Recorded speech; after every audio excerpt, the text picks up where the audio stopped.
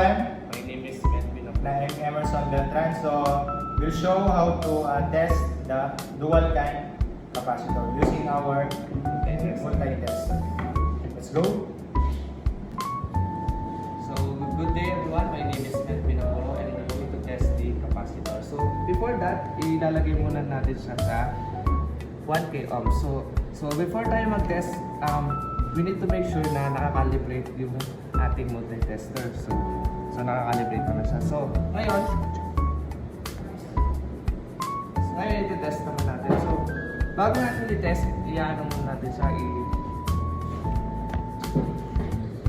Common. Okay.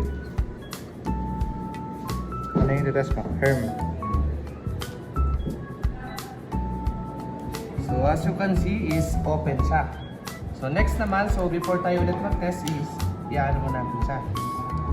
Yung fan. So, now, pwede na natin siyang i-test. So, as you can see, Ulit. so ulitin natin ha. So, as you can see, Short mo muna ulit. so, short natin siya ulit.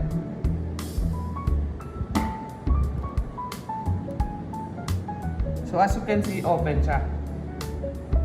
So, next naman is, Sulat mo muna. Open, open.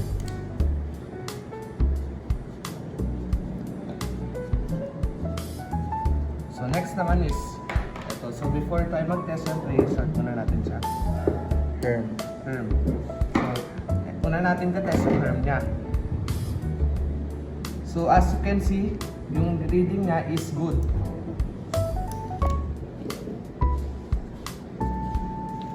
Next naman, so before tayo mag-test,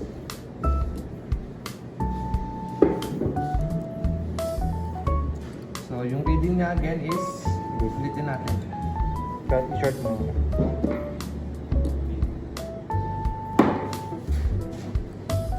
So, good ulit. So, that's how you test a capacitor.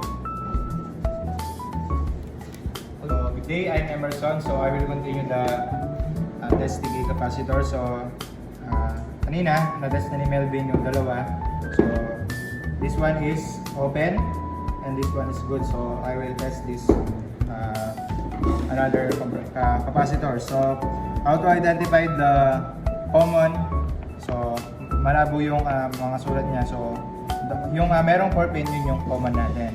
Yung dalawang pin is yung ating fan, and yung tatlong pin is yung ating term o sa compressor natin. So, bago natin i-test, so we need to short or discharge yung ating capacitor. So, titest natin yung herm natin. So, makikita natin dyan if gagalaw or mag-stay lang yung ating pointer.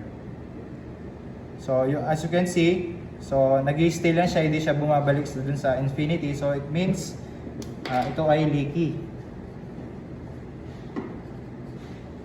Leaky. And then, dito naman sa ating fan, so once again, short. Then, test natin. So, wala siyang reading. Wala siyang reading, so it means is open siya. So, bad.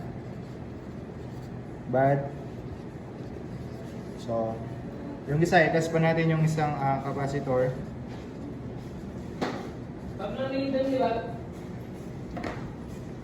Pusig na. So, kanina, ito yung na-test ni Melvin. So, ito naman yung i-test natin. So, ulitin ko. So, kailangan muna natin i-calibrate yung ating tester. So, nakakalibrate siya. We're using X1K. Then, so, bago natin siya i-test, so, yung 4 na pin, it is yung common. And yung tatlo is yung herm. I-short muna natin. Then, iti-test na natin. So, bumalik siya dun sa infinity. It means, good yung ating herm. Then, yung fan naman yung iti-test natin. So, short, discharge. Then, test natin siya ulit. So, yun, meron siya reading. So, bumalik siya kanina dun sa ating infinity. So, means good. So, parehong good yung dalawa na to. Ito naman is open. Tapos, leaky. Saka open yung kanyang mga yung fan tsaka yun sa natin. So, ganoon yung pagtitest ng dual can capacitor.